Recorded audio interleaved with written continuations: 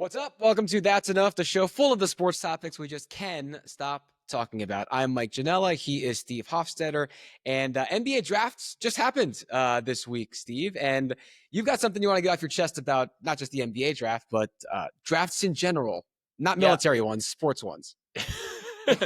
Yeah, my take here is stop booing draft picks you've never been correct. I have never seen a draft pick where it's like you knew it was a bad idea from the beginning, people booed and it turned out to be a bad idea from the beginning.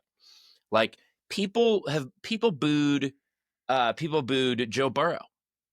Mm-hmm. People booed I mean people will boo people booed Eli Manning, and that worked out pretty well. Well, that I have to say was because when he was drafted, he had already refused to go to the Chargers, and there who draft. I think it was more of a boo that he Yeah, was trying to manipulate his and way then what somewhere happened? else. Philip Rivers is what happened. Yeah, best The, quarterback since Dan Fouts for them, right? yeah, exactly. Yeah, it's not. I don't want to go back to the whole "these guys know more than us" thing, and even though they do, it's just we don't know what's going to happen yet.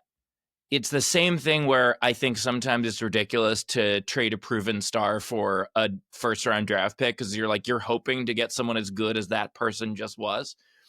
But there have been more successful number 2 draft picks in NFL history than number 1s. We don't know what's going to happen. Some of the best players of the last several decades have been since draft history have come from later rounds.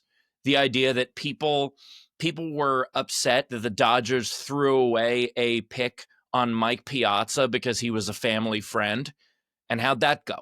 So Pretty well. Drafts are way too early to know, and people need to stop booing. And I know I've talked about the idea of like booing never helps, but booing definitely doesn't accomplish anything during a draft. Also, like, come on, bro, because who are you sending the message to? This 18-year-old, 21-year-old kid, this is the highlight of their life.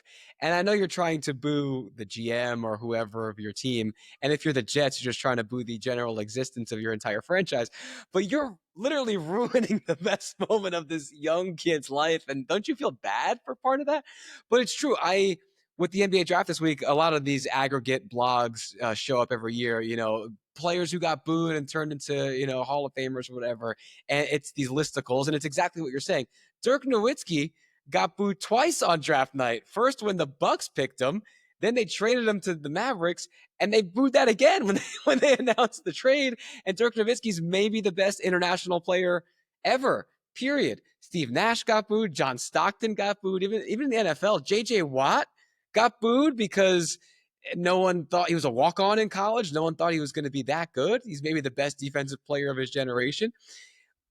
Also, I'm okay with booing if you feel, and there's one specific example that I'm going to bring up in a second, but I'm okay with booing if you think it's not what the team needs or it's a PR thing. But when it's the opposite, like the Cowboys a couple of years ago, remember they were expected to draft Johnny Manziel. Johnny Yes. Football, he's a Texas hero. Aggies gig him. He was going to be the quarterback savior for the Cowboys. They draft Zach Martin instead, gets the crap boot out of him, ends up being maybe the best offensive lineman in the NFL. Johnny Manziel is now a Netflix documentary. So Yes. that's, I think, your point. If you're booing because you want the sexy pick or they're picking, an interior lineman instead of a wide receiver or quarterback, you don't know, and you're only going to look like an idiot down the road, more likely than Yeah. not. There's just no way to know. It's just too early. And I think my favorite are the boos for the international picks in the NBA. It's Because almost like it's getting better, but it's for like decades. It was almost guaranteed that was going to happen. yeah, and the idea of like, boo, I follow the French league. No, you don't. Stop it. You don't know who these players are. Stop it. Yeah, his rebounding numbers in Eurobasket just will not translate across the ocean. It's helped because guys like Dirk, Tony Parker, Ginobili, Nikola Jokic, like we've seen enough now that you can't just assume, okay, every Jacob Sidichvili or whatever is going to be a bust. We've had enough of a track record. Like even Nikola Jokic, he was drafted during a Taco Bell commercial. They were in the second round. There was no chance to boo him. But the one time I'll say that it kind of made sense in the moment, when the Knicks drafted Frederick Weiss. I was about to bring that up. Yeah, were you? Yeah. And Ron Artest was right there on the board. And look, obviously, 2020 vision, hindsight. Frederick Weiss could have been the next or the first Nikola Jokic, right? Or the next Dirk Yeah. Nowitzki. We only know now that he wasn't. And Vince Carter kind of ruined his entire career with that Olympics dunk over his head. But Ron Artest, we knew he was going to be at least a good NBA player at the serviceable 15th pick, I think it was, right? Middle of the first Well, round. and he was a Queens hometown guy. St. John's. Yeah, it just all of it made sense. So I understand booing that because that seemed pretty obvious even in the moment. But who knows? Frederick Weiss might have turned out to have a great career. He just didn't. So it's weird that maybe we're kind of proving our own rule here. I don't know. Yeah, it's I truly think that, and I do understand Knicks fans booing Porzingis because they were afraid he was going to be the next Vice. But it is ridiculous. Just give him time, as they say. Let him cook. Yeah. Or just don't say anything. Cheer him if you like him. Don't boo. Just be like, all right, wait and see. And that's it. Yeah. All right. Time for not an ad read. As always, these are not ads from brands that do not sponsor us, so you can't sue us. This week's episode is brought to you by, and it's going to lead into my topic for the second half of the show, RuPaul's Drag Race. If you don't like it, just don't watch it. And that's not an ad. Again, if you want to reach out to us and sponsor our show, that's enoughshow@gmail.com. Now back to the show. And the reason I bring this up is because, and it's a greater internet theme, right? If you don't like something, you don't have to, shit on other people. You don't like professional wrestling. Okay, just don't watch it. Don't go online and complain that, I hate professional wrestling or whatever. There are so many different things for so many different people because that's how the world goes. And we're approaching the end of Pride Month here in June. And so all of these sports teams across the active leagues have had their versions of a Pride Night or a Pride giveaway. And primarily in baseball now, obviously, is the main driver of that this time of the year. But the one thing I want to say that's enough to, and I get it, if Pride Nights aren't your thing, if that's just not part of your belief system, again, no one's forcing you to go to these games. But I want to say that's enough to the people. There's always these people that go online after a team has a Pride Night and they see the clips and whatever, and they go, can you imagine if I had brought my kid to this game and we didn't know it was Pride Night? What do you expect me to do? And you never hear this from the people who actually go to the games, right? You never hear someone say, we showed up and, whoa, we were ambushed by the gays. I'm never going back there again. It's never that. It's always the people who never went in the first place, just trying to cause hypothetical problems to jump on their soapbox.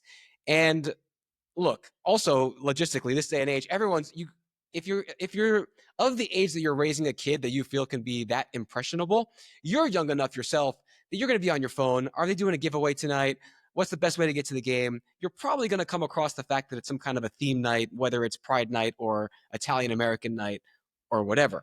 But the biggest bone I have to pick with this is that even if you end up in this situation and you're ambushed by something in your mind that you're not prepared for and you don't want to expose your child to, this is what parenting is.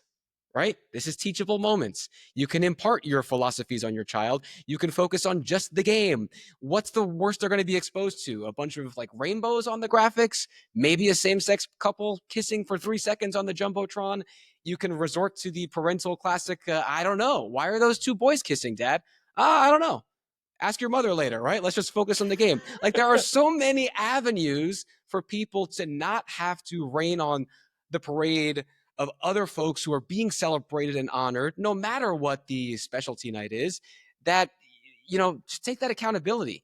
That's kind of what I'm trying to say, I guess. Instead of dragging other people down, think about how you can better approach these situations, I think is what I want to get across. It's difficult for me to say bigotry aside, because there's a whole lot of bigotry involved in those responses. But I also want to address the hypocrisy of it. There are military nights. Are there people who are anti-war? Absolutely there are. Mm-hmm. And so the idea of like, what would happen if I brought my kid to this and then had to explain to them what war means? Or do you bring those same energy for faith nights, which is something that a number of teams have done? Mm-hmm. And it was, almost 20 years or more than 20 years ago at this point. When I was with Sports Illustrated, I tried to do a piece about faith nights that they ended up not printing. And I had the guy who was running Faith Nights on record saying the purpose of these nights are to convert people to Christianity. And the idea that there are people who attend games who are Jewish and Muslim and atheist and all kinds. And I have never seen anyone bring that kind of energy for Faith Nights that they bring against Pride Night. Because to them, it is not about, oh, I'm worried about exposing a kid to something. No, it is their own bigotry. And it's because it's something that they specifically don't agree with. And if you want to be against, if you want to be worried about things you don't agree with, don't be a sports fan. Which we've covered at length in previous episodes, because sports is the one thing, and it's hard to do these days. It's the one thing where you can leave everything at the gate and just enjoy the game for what it is. And we can all, whether you're politically on one side or the other, you can all just come together and hate Phillies fans, right? That's kind of what sports is meant to do and supposed to do. But it's also supposed to be, because sports has a history going back to Jackie Robinson and integration, of being unfortunately exclusionary in some places.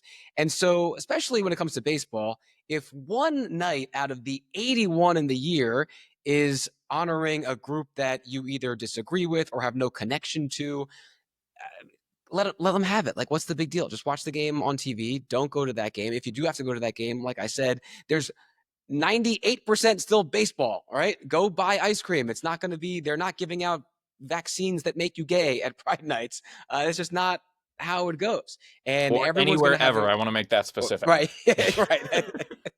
Thank you for keeping my RFK Jr. of conspiracy theories online. But yeah, it's basically just that. And look, I'm a practicing Catholic. I'm a practicing Christian too. But you don't see me trying to either push a faith night on you or tell you that you can't come and celebrate something else.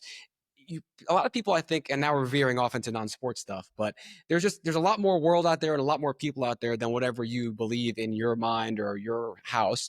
And I think we just all need a little bit more respect there. And again, don't use that opportunity to take somebody else down. Use it to reinforce yourself or whatever beliefs you have, if that's the way that you want to go about it, as a worst case scenario. Yeah, my take on this is simply not everything in the world is for you, and that's okay. Yeah. Except for this podcast. Tell all your friends about it, because we think that this could be for everybody, wherever they listen or watch.